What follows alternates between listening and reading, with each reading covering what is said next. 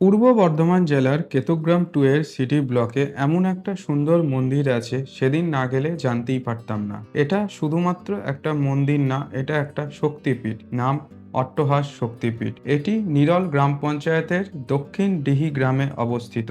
শোনা যায় এখানে নাকি দেবী সতীর ঠোঁটের নিচের একটা অংশ পড়েছিল।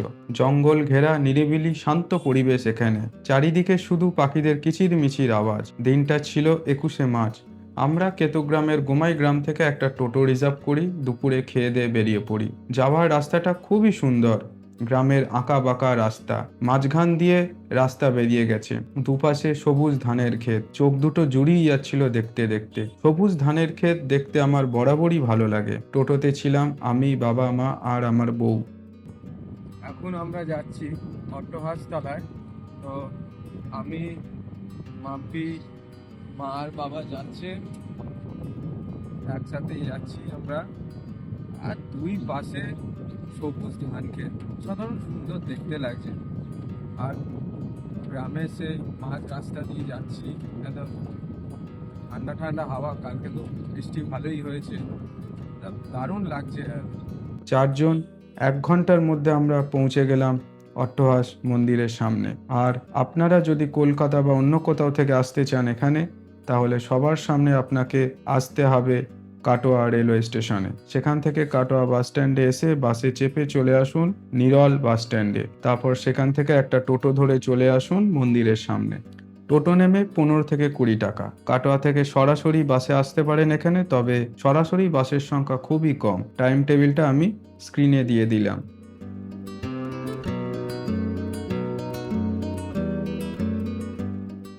ভিতরটায় দুই দিকেই বড় বড় গাছপালা আছে, খুবই সুন্দর। সামনে আছে অতিথি নিবাস, নিচে আছে পুলিশ ক্যাম্প।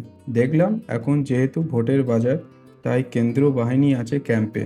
তার ডান দিকে রাস্তা দিয়েই কিছুটা গিয়েই পড়বে মন্দিরের মূল ফটকটা। এইটা হচ্ছে অট্টহাস তলার পুরো ক্যাম্পাসটা।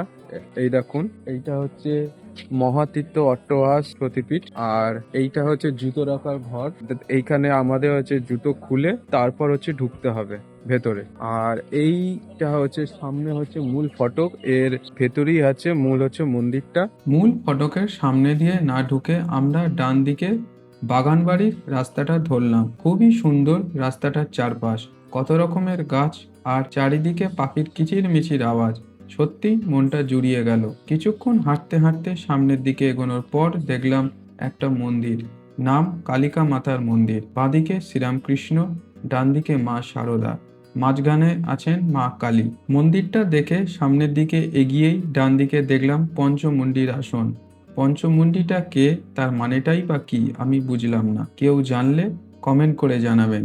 এইটা হচ্ছে অট্টহাস তলার একটা হচ্ছে পুকুর বলতে পারেন। তো এখানে আছে অনেক বড় বড় হচ্ছে মাছ আছে, সব হচ্ছে মাছে বিস্কুট দিচ্ছে দিচ্ছে। আর মাছগুলো সেই বিস্কুট খাওয়ার জন্য পুরো লাফিয়ে লাফিয়ে উঠছে, সুন্দর লাগছে দেখতে। আর উপরের রাস্তা দিয়ে এলাম, মানে দুধারে হচ্ছে বিভিন্ন রকম গাছপালা আছে। আমি সেই গাছপালার ভিতর দিয়ে এলাম, সামনে একটা ওই শ্রীরামকৃষ্ণ আর সারদা দেবীর মূর্তি দেখলাম, ওখানে আছে একটা মন্দির। আর সামনে হচ্ছে মা কালীর মন্দির আছে। তো এইটা দেখলাম বেশ ভালো। আর এই রাস্তা দিয়ে হচ্ছে আসছিলাম, নামতে নামতে নামতে নামতে এইখানে হচ্ছে এই পুকুরের ঘাটটা আছে। তো এখানে লেখাই আছে যে আছে মাছকে বিস্কুট দেবেন, কিন্তু পুকুরে হচ্ছে প্লাস্টিক ফেলবেন না। তো সবাই হচ্ছে মাছকে হচ্ছে বিস্কুট দিচ্ছে। আর এই পুকুরের ধার দিয়ে হচ্ছে ঘোরাও যাবে। এই দেখুন, একদম ওই রাস্তা দিয়ে সোজা একদম এই পাশ ওপাশ করে একদম এইদিকে হচ্ছে আসতে পারবেন। তো এলাকাটা দারুণ, খুব সুন্দর, নিস্তব্ধ, চারিদিকে পাখির কিচিরমিচির আওয়াজ আসছে, দারুণ লাগছে একদম।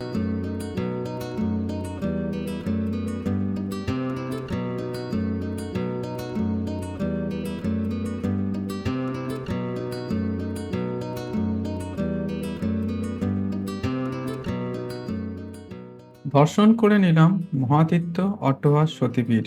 মোবাইল বন্ধ করে মন্দিরে প্রবেশ করলাম। মনে রাখবেন, মন্দিরের ভিতরে ছবি তোলা নিষেধ। মন্দিরটা আরো বড় হচ্ছে, নতুনভাবে তৈরি হচ্ছে, দেখে খুবই ভালো লাগছে।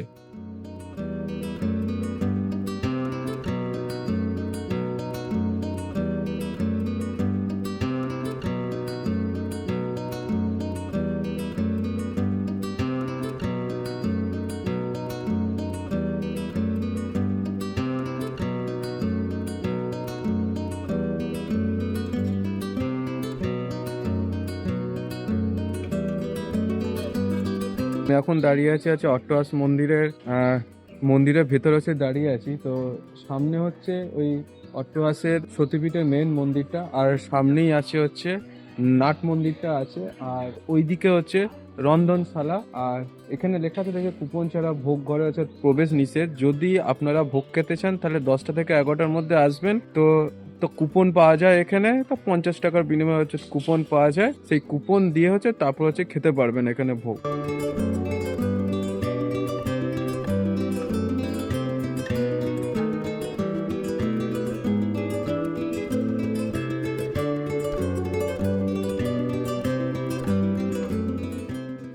দর্শন করা শেষ।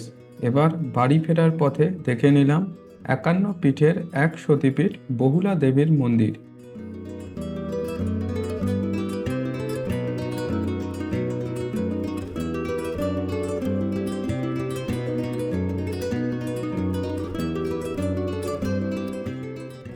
দেখে নিলাম বহুলা দেবীর মন্দির। শোনা যায় এখানে দেবী সতীর বাম বাহুর একটা অংশ পড়েছিল এখানে।